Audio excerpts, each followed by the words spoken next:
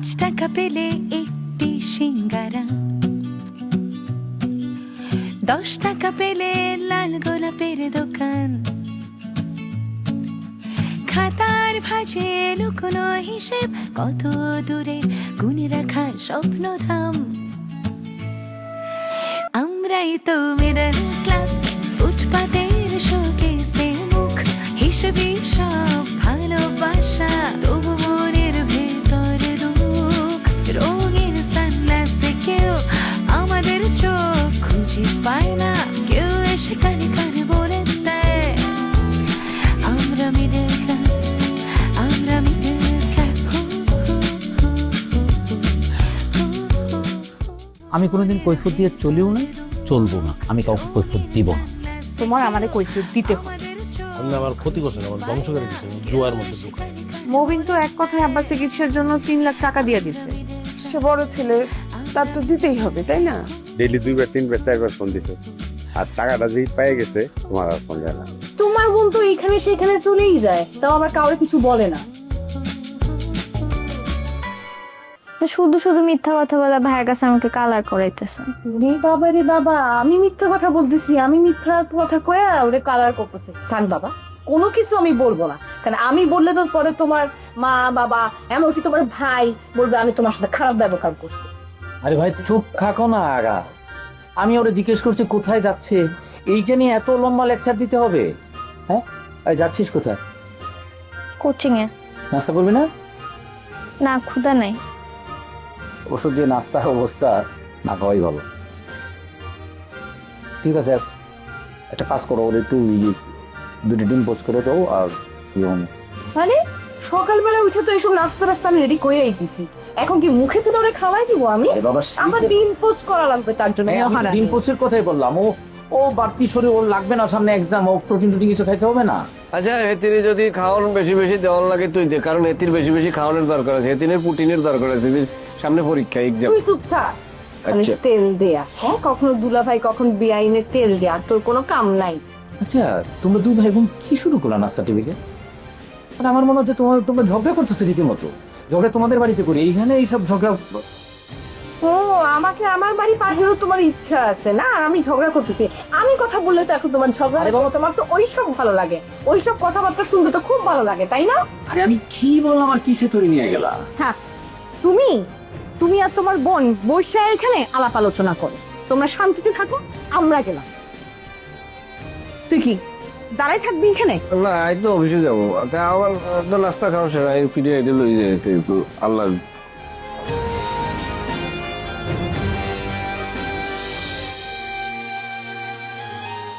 ভাই আমি চলে যাই, আমার দেরি হয়ে যেতেছে কোচিং। আজ করবি না? তাহলে তুই বস, আমি একটু টেনিস তৈরি যাচ্ছি। তো লাগবে না ভাই, বাইরে নাস্তা করবি? বাইরে করে নি।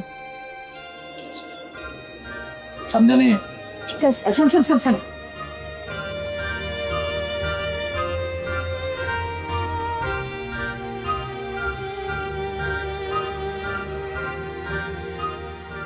এত টাকা লাগবে না তো নাসের। আচ্ছা, বাকিটা বেরোতে দিস। Thank you.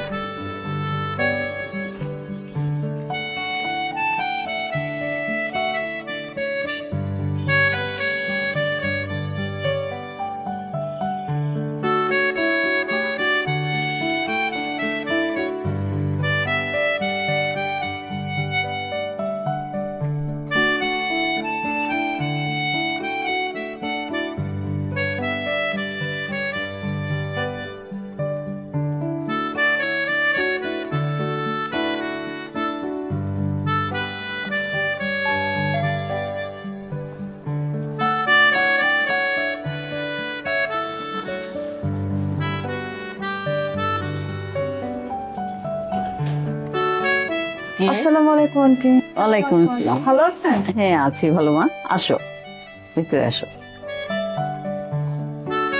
বসো।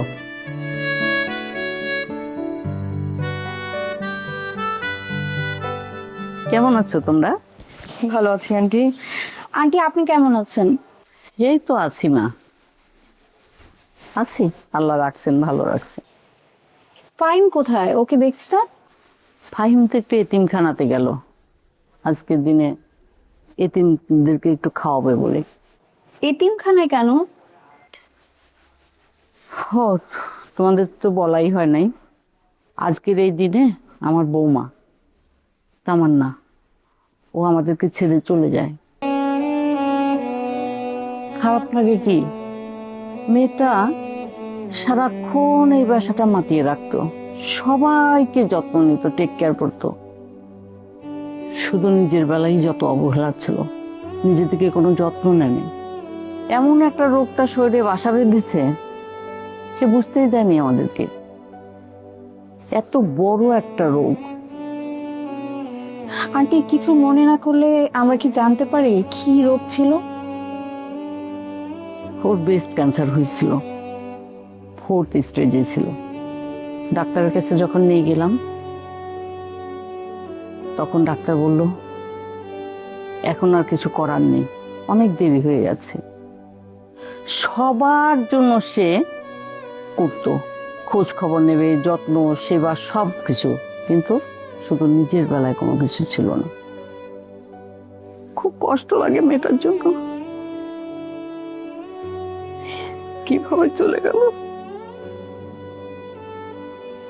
ঠিক আছে মা, থাক, তোমরা একটু বসো, আমি চা করে নিয়ে আসি। না না আন্টি, আজকে চা নাস্তা করার কোনো দরকার নেই। সে কি, একটু বসো, আমি করে নিয়ে কিছু আসি। লাগবে না, আমাদের কিছু লাগবে না, আপনি এখানে বসেন তো আন্টি। এটা হয় না, চা খাবো না। এই যে তাহলে দেখো আমার বৌমার ছবি আছে এর মধ্যে, কি হাসি দেখো, হাসি খুশি ছিল মেয়েটা। আরে বাহ, আসলে দেখ তামান্নার হাসি আসলে খুব সুন্দর, তাই না? ছবিটাও সুন্দর। ফাহিম স্যার এত সুন্দর করে হাসতে পারে? অফিসে সারাক্ষণ কিরকম গম্ভীর হয়ে থাকে, দেখ এই ছবিটা থেকে ডিফারেন্ট লাগতেছে। হ্যাঁ বললাম না, যখন আমার তামান্না ছিল দুইজন সারাক্ষণ এই বাসাটাকে একদম মাথায় রাখতো। কি হাসি খুশি, কি চঞ্চল আমার ছেলে। আহা, তামান্নাও চলে গেল, আমার ছেলেও দিনে দিন বদলে গেল, কেমন যেন হয়ে গেছে। তবু তো ইদানিং একটু দেখি যে মনে হচ্ছে চেঞ্জ, একটু কথা বলে, একটু হাসে।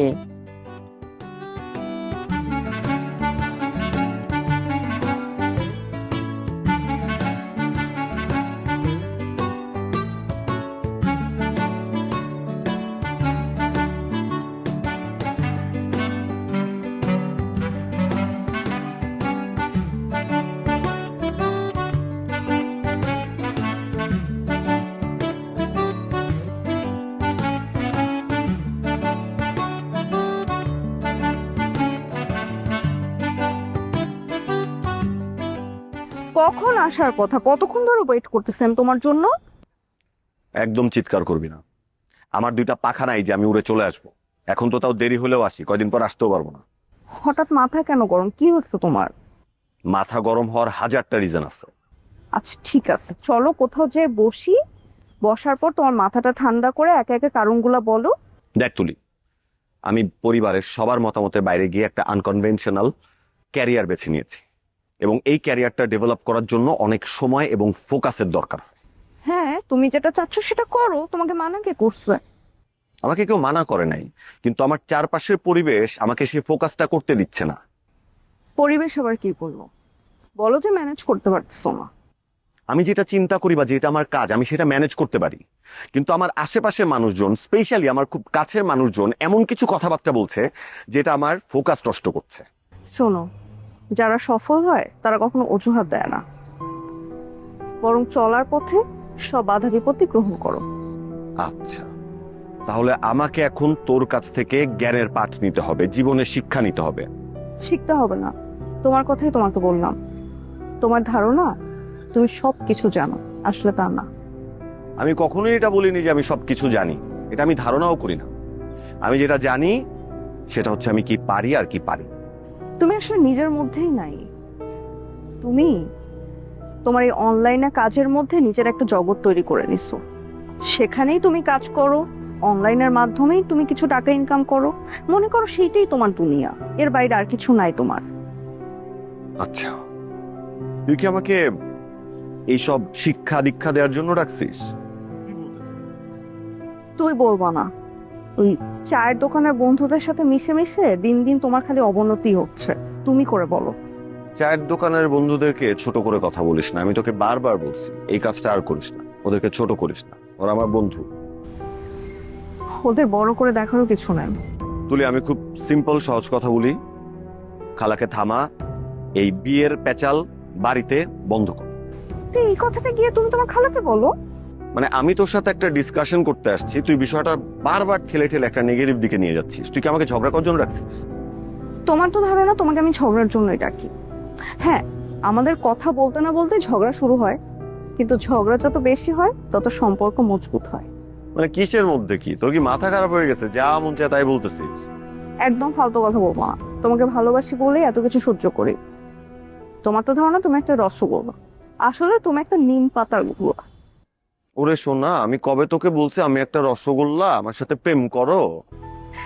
তা বলো নাই, কিন্তু কি করবো বলো, ছোটবেলা থেকেই তোমাকে ভালোবাসতে বাসতে এখন সেটা আমার অভ্যাস পরিণত হয়ে গেছে। কোনোভাবেই তোমাকে আমি ঘৃণা করতে পারি না, খালি ভালোই লাগে। দাঁড়া দাঁড়া, কি ছোটবেলা থেকে ভালোবাসতে বাসতে ছোটবেলা থেকে একটা ভালো কিছুর অভ্যাস করতি, যেমন ধর 2 বেলা দাঁত ব্রাশ করার অভ্যাস করতি, প্রতিদিন নিজের কাপড় চোপড় গুছানোর অভ্যাস করতি, রান্না বান্নার অভ্যাস করতি, অ্যাটলিস্ট মার্শাল আর্ট শিখতি, এইগুলোর অভ্যাস করতি। ভালোবাসার অভ্যাস কে করে? আমি করি। আমাকে দেখতে পাচ্ছ না আমার অবনতি? খুব দেখতে পাচ্ছি, খুব। চল, ভালোবাসার অভ্যাস করতে আসছি।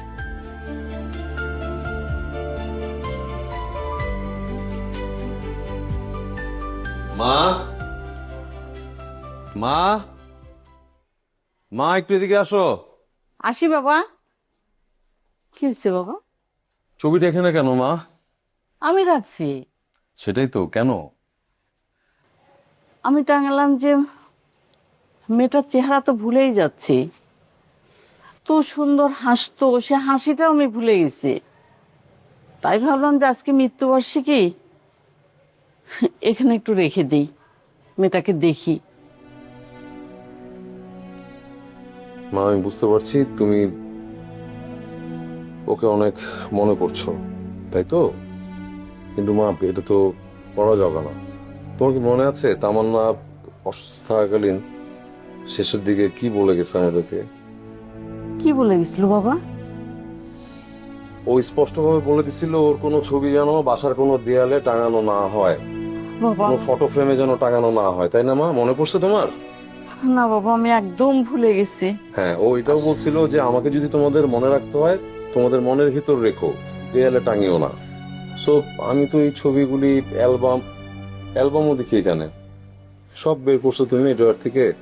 সব বের করেছি বাবা, এখন বয়স হয়েছে তো মনে কিছু রাখতে পারি না। ঠিক আছে মা, অসুবিধা নেই, আমি ছবিটা আবার নামায় রাখতেছি, ড্রয়ারে রেখে দিব, এটা আর টাঙায় না দেয়ালে। হ্যাঁ ঠিক আছে। তোমার যদি দেখতে ইচ্ছা করে মাঝে মাঝে তুমি ড্রয়ার থেকে অ্যালবামটা বের করে দেখে আবার অ্যালবামটা রেখে দিও, ঠিক আছে মা? ছবি কিন্তু আর দেয়ালে টাঙানো যাবে না। ঠিক আছে বাবা। ঠিক আছে। ফাহিম, আজকে না নুসরাত আর বেলা আসছিল। নুসরাত এসেছিল হঠাৎ? আমি আসতে বলছিলাম, ও ওদেরকে দেখে না আমার ভীষণ ভালো লাগছে জানিস। আচ্ছা। এই শোন, নুসরাতের হাসি, চোখ একদম আমাদের তামান্নার মতো না? অনেক সুন্দর কিন্তু। মা, তুমি না কিসের মধ্যে কি বলো? তামান্না একরকম, নুসরাত আরেক রকম, দুজন একই রকম কেন দেখতে হবে বলো? তুই এখন কিছু বুঝবি না, একসময় ঠিকই বুঝবি। ঠিক আছে মা, তুমি দুজনের মধ্যে মিল খুঁজতে থাকো, আমি রুমে গেলাম। ঠিক আছে। ওকে।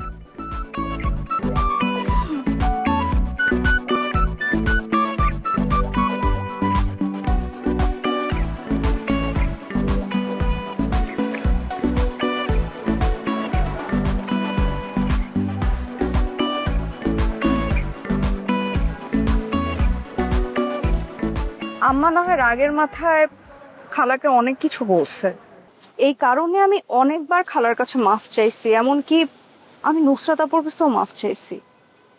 কিন্তু তুমি একটা মেয়ে হয়ে এরকম একটা কাজ কিভাবে করলা ভাবি? তুমি তুমি খালুকে নুসরাত আপুর ভাইরাল ভিডিওর কথা বলে কি তুমি ঠিক করলা? একদমই ঠিক করো নাই। তুলি, তুমি যদি আমার জায়গায় থাকতা না, এই কথাটা কোনোদিন বলতা না। ওরা আমার বাপ মা তুলে কথা বলছে। তুমি কি জানো, নিশি নিশি এত ছোট একটা মেয়ে, আমার ননদ, সে পারলে আমার গায়ে হাত তোলে, এমন করে আসছে আমার কাছে। নুসরাত আপা, নিশি, ওরা কখনোই সুযোগ ছাড়ে না আমারে কথা শোনাইতে। এরকম যদি করে তাহলে কি আমি বলবো না? আমার বাপ মা তুলে কথা বললে আমিও তো ছেড়ে কথা বলবো না। তাই আমিও বলছি যে হ্যাঁ, আপনার ছেলেমেয়েরা তো এইসব করে বেড়াইতেছে, আমি ভুল কি বলছি তুলি? তোমার জায়গায় তুমি ঠিক আছো, কিন্তু তুমি যত কিছুই বলো ভাবি, তুমি তো একটা মেয়ে। আর অপু তো অনেক আগেই নুসরাত আপুর এই ভিডিওর কথা আমাকেও বলছিল। আমরা জানতাম, কিন্তু আমরা একদম চেপে গেছি, কারণ আমরা চাই নাই যে এই ভিডিওটার কথা কেউ জানুক। শোনো তুলি, যে ভিডিওটা সবার হাতে হাতে গিয়ে পৌঁছাইছে, সেটার কথা আজকে না হয় কালকে সবাই যায় নাই যাইতো। তুমি কি মনে করো আব্বা জানতো না?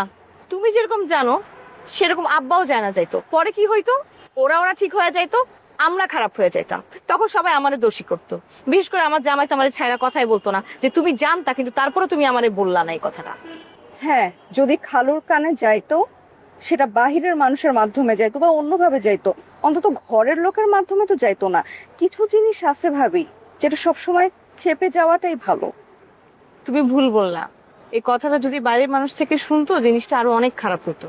বরং আমি বলছি তাতে অনেক ভালো হয়েছে। আর তুমি একটা ব্যাপার কি জানো, তুমি তো ঘরের ভিতর থাকো না, থাকি তো আমি, সংসারটা আমি করতেছি। আমি কিন্তু ঠিকই বুঝতেছি আসলে কারে কখন কি বলা উচিত, কি বলা উচিত। না ভাবি, তুমি যেটা বুঝতেছো সেটা ভুল বুঝতেছো। তুমি একটাবার চিন্তা করো তো, এই বাড়ির মানুষ তোমাকে কি কম আদর করে? তোমার কাছে মনে হইতেছে ওরা আমারে আদর করে? নুসরাত, নিশি, ওরা যে আমার সাথে কি পরিমাণ খারাপ ব্যবহার করে তুমি না দেখলে বুঝবা না। তুমি তো এখন ওদের বোন, তাই তুমি বুঝতেছো না। তুমি যেদিন এ বাড়ির বউ হয়ে আসবা, তখন দেখবা ওরা প্রতিটা মানুষ নিজেদের স্বার্থটাই বুঝে। ওদের 16 আনা 16 আনাই, আমারটা 1 আনাও না। আমার এখনো মনে হইতেছে যে তুমি একটা ভুলের মধ্যে আছো ভাবি। হ্যাঁ, কারণ নুসরাত আপুকে আমি আজকে থেকে চিনি না, নিশি আমাদের সামনে হয়েছে। ওরা এতটা খারাপ মানুষ না তুমি যতটা ভাবতেছো।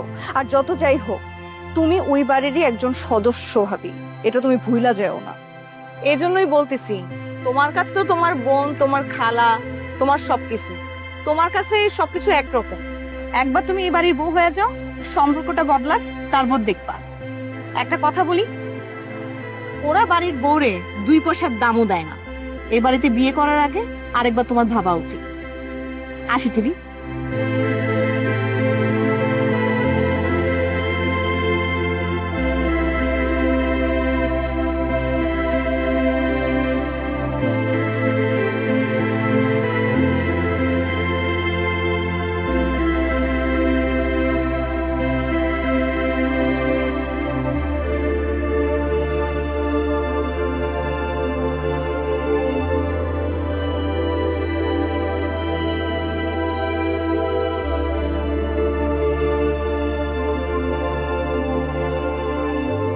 নুসরাত, তুই আজ অফিসে যাসনি?